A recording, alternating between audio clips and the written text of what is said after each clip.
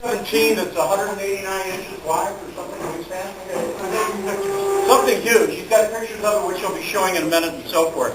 He's also a District 1 IMA director and has been a lot longer around IMA than I have, believe it or not.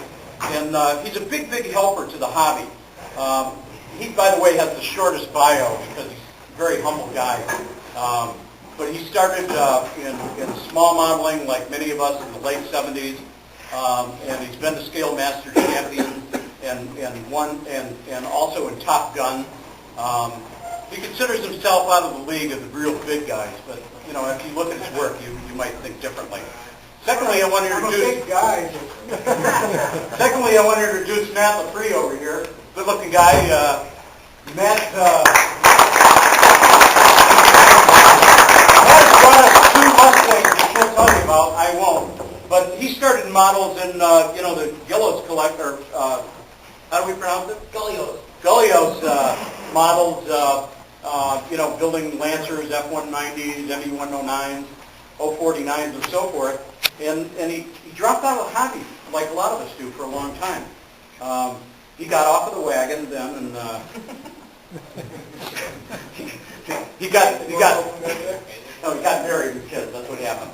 So after 25 years, he's now decided to get back into the hobby modeling. And one of the airplanes you'll see has a 150-page thread on RC Scale Builders. It's the longest thread I've ever read in my life. It took me 3 days. And it's all on building one of these P-51 Mustangs, picture for picture against the real airplane and so forth. So we're going to really enjoy what he tells us. And then Scott Stewart. Scott is kind of special because Scott is a builder of sports scale. Okay? His plane looks really good, but he hasn't counted everything, have you? Counted most of them, but he hasn't counted all of them. So he'll give you a different perspective than the master scales, if you will. So, Mitch, you pretty much ready to start? Yeah, let's just get this going. Okay. Just want to angle this or put the other one? Now, they've come to us from Massachusetts, New Hampshire, and so forth, and they're going to stay until they're done. You guys haven't really given us a talk all together yet, have you? No. So this is going to be a little bit of a new experience with them. I will tell you that I'm winging it. We're going to wing it. This airplane that Mitch is going to show you is not completed. The Mustangs are mostly completed. One is absolutely completed. And he's won all kinds of awards at the Ram Show, and I think you're going to Toledo too, right, Matt? Toledo? I don't know. Maybe. You might as well go knock them out. These are some of the most beautiful birds I've ever seen. So we'll get started with that, and you want to get that on the table first?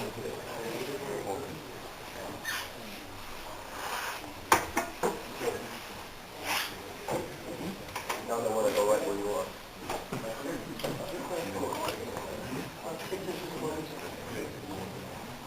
Let's go over here or that way?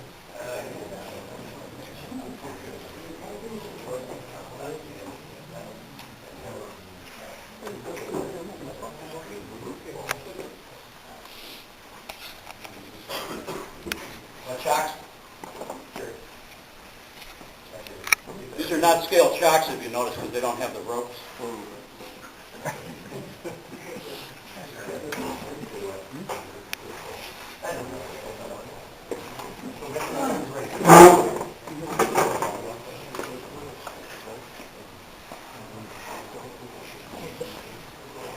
we going to T-47? How much space do you need? You need two tables or one? You get on one? You just hold it in the air. Yeah. Hold it up. Hold it over your head.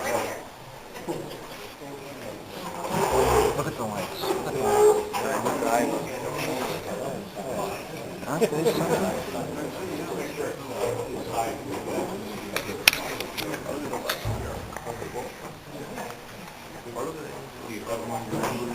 Thank you very much.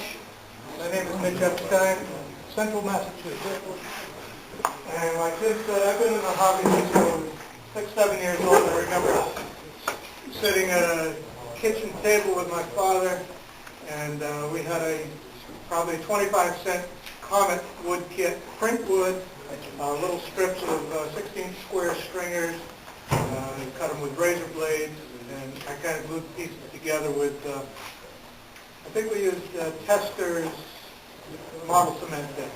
If you're in it for a long time, you can peel that stuff off your fingertips, it's terrific. You can chew it for about half an hour. Today we use CA, and I get that in my teeth, and it stays there for a half hour. I got spots on my pants from CA, and fortunately I never hit anything valuable. Why do we build scale models? Well, it's an obsession. We're a little crazy.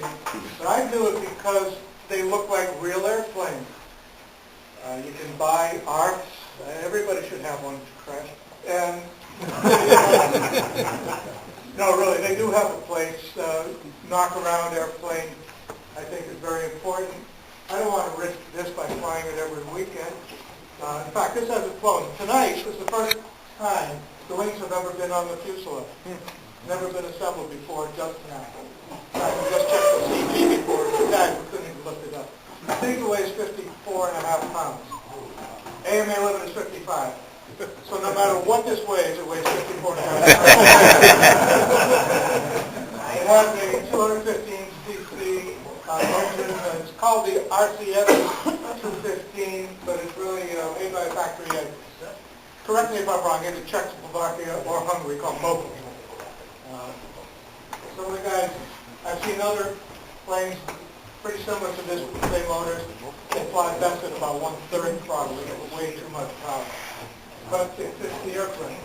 It's the right thing for the airplane. I've outfitted it with some lighting, as you can see. This is from Electrodynamics. We got always on strobes and nav lights and landing lights are available just off the transmitter. And then the regular stuff, throttle, ailerons, elevator, rudder, and this has a smoke system. So much for that airplane. What we're talking about is why do we do this and how do we do it? We pick an airplane in our minds that we like. I don't want to build an airplane I don't like. What's the point? Collect documentation. Publish previews. You can get from folks like Bob Banka, who also supplies photograph hacks. This is the real airplane that I'm trying to replicate here. As I said, it's not quite complete here. There's, of course, no flying wires on it, or end struts, fairings, the landing gear are on the wings, the cockpits are incomplete, the combing around the cockpits will be laced leather, and so forth. When we go to a contest, I put this documentation into a booklet, hand it to a set of judges who studies the airplane, generally from 10 feet away, except for one guy who can get right up there and look at craftsmanship. You get 30 points for craftsmanship, 30 points for color and markings, where they compare, the color in the pictures or what you presented for color against what I've done. And the markings, the striping, is it in the right place, and the numbers and angles and all this kind of stuff. So half of the score one gets at a contest is called a static score. Perfect typically is 100 points. And then we fly 10 maneuvers in front of judges. Best you can do in any maneuver is 10 points. So nobody can get a possible 100, or I never forget. I've never seen a perfect 100 flying score, and I only know of one perfect 100 static score. I typically fly in the mid-8s, 8.8, 8.9. Contest winners at big contests get 9.8 to 9.9. There can be a tremendous crosswind, not when they're flying. When I'm flying, or they make it look like there's no crosswind. That's what really separates the men from the boys. I'm not that good. And I admit, I'm in it for the fun, but I enjoy the competition. I enjoy the hell out of the competition. I hardly have time for